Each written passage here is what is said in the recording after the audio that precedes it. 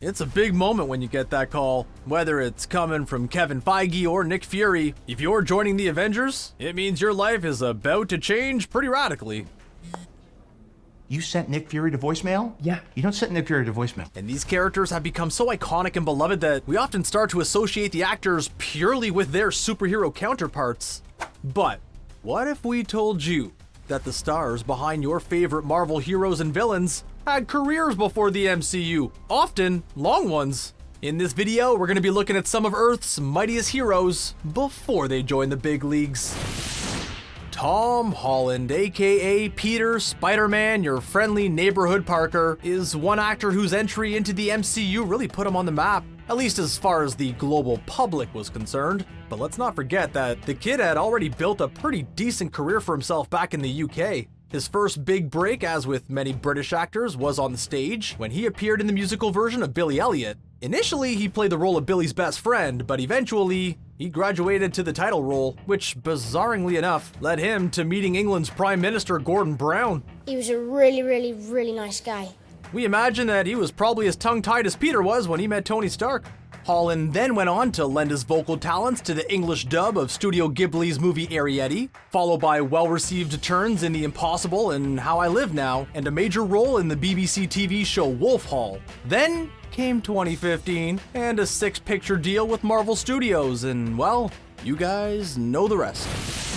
Everyone is always talking about the MCU Chris's. Which MCU Chris is better? What about the MCU Toms? Which MCU Tom is better? Well, we're not gonna pick a side in that fight. We'll let you debate that one down in the comments. All we'll say is that Tom Hiddleston is one of the MCU Toms, and he is our second entry on this list. What did you expect? Much like Tom Holland with Spider-Man, it was Hiddleston's casting as Loki in the first Thor movie that made him a household name and launched 1,000 tumblers. But before that, he'd also been consistently working in the UK, both on stage and on TV. He did Shakespeare plays and Chekhov plays. He appeared in Dickens adaptations on the BBC. He played the son of legendary English Prime Minister Winston Churchill. He also appeared in the BBC adaptation of Swedish crime thriller Wallander, one of the performances that brought him to the attention of one Kenneth Branagh. He's an acting legend and the director of Thor.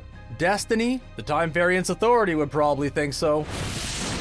If you were surprised to find out that there was a third Olsen sister, you were probably not alone. And if you're surprised that she has ended up being arguably a bigger star than the Olsen twins, you're probably not alone on that either. That's just where I'm at. But if you go back into the tangled web of Olsen twins continuity, yes, there is a third sister there. She's canon, folks.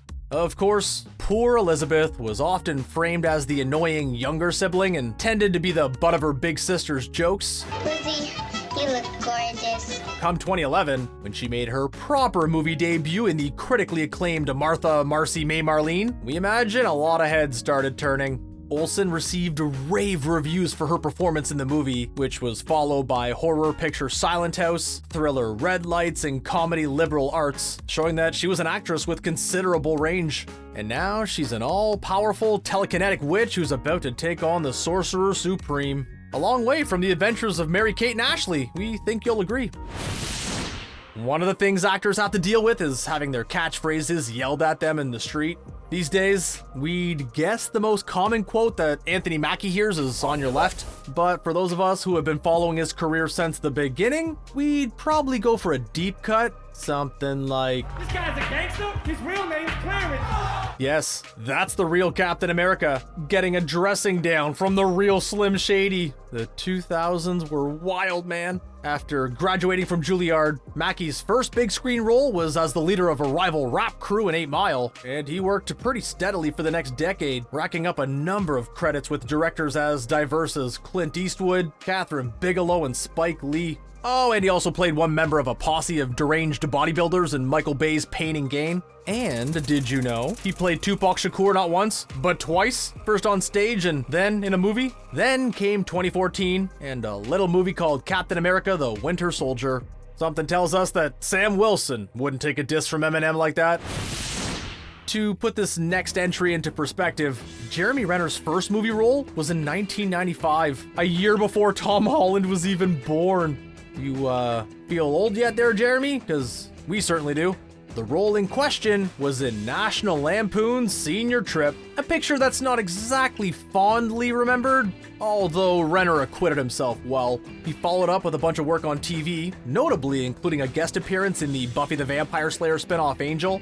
He must have made a good impression on Joss Whedon, but it's not like it took being cast as Hawkeye to put Renner on the map. On the contrary, by the time he eventually made his MCU debut, he'd rack up 2 Oscar nominations for The Hurt Locker and The Town. These marked him out as an intense and committed performer, but it was Joss Whedon who noticed that he had a gift for one-liners as well, something that no doubt contributed to his casting in Mission Impossible Ghost Protocol. And now, he's the main attraction.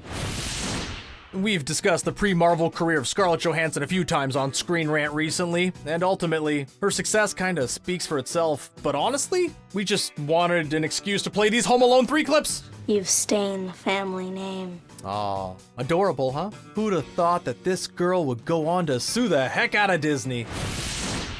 Benedict Timothy Carlton Cumberbatch, the man with the most British name ever invented, had a long career before he was cast as Dr. Stephen Strange. His big breakout role, of course, was as prickly genius Sherlock Holmes in the Tumblr-breaking 2010 BBC adaptation. But real Cumberheads, yeah, they know that he was already a well-respected performer in his native UK before then. In fact, before taking on the Sorcerer Supreme, old Ben Cumberdog might have boasted the longest list of iconic characters on any MCU actor's resume. Who else can claim to have played Professor Stephen Hawking, Vincent van Gogh, Julian Assange, Alan Turing, Sherlock Holmes, Dr. Frankenstein, Frankenstein's monster, Hamlet, Khan from Star Trek, and Smaug from The Hobbit? And just to really hammer home the fact that this guy is British all the way through to his bones, he also once lent his voice to a BBC radio program called Rumpole and the Penge Bungalow Murders. Blimey, governor! I'm surprised this guy hasn't married into the royal family by now. Everyone's favorite quirky, sorta sexy uncle Mark Ruffalo was Marvel's 3rd attempt at getting Bruce Banner right, and as much as we enjoyed Eric Bana in the role, and as much as Ed Norton was also there for one movie, we think that they struck gold with Ruffalo. Of course, while his turn as the big green guy might have made Ruffalo a household name, this guy's been working steadily since the 1980s. Ruffalo's first screen appearance was for the CBS Summer Playhouse, one of those old relics of TV history that you kind of had to be there to appreciate. He would then play numerous minor TV, film, and stage roles throughout the 90s, but it was in the 2000s that he started to become a name on people's radars. Turns in acclaimed pictures like Collateral, Eternal Sunshine of the Spotless Mind, The Brothers Bloom and Zodiac would boost his profile. And while Shutter Island isn't one of Martin Scorsese's best pictures... What? Heck, it's a Scorsese movie! Who's gonna say no to that? That's his secret, Cap. He's always working. Of course, these are the actors who ended up in the roles. Alternate castings? Yeah, now there's a can of worms. For example, did you know Marvel originally wanted Tom Cruise for Iron Man? Show me the money!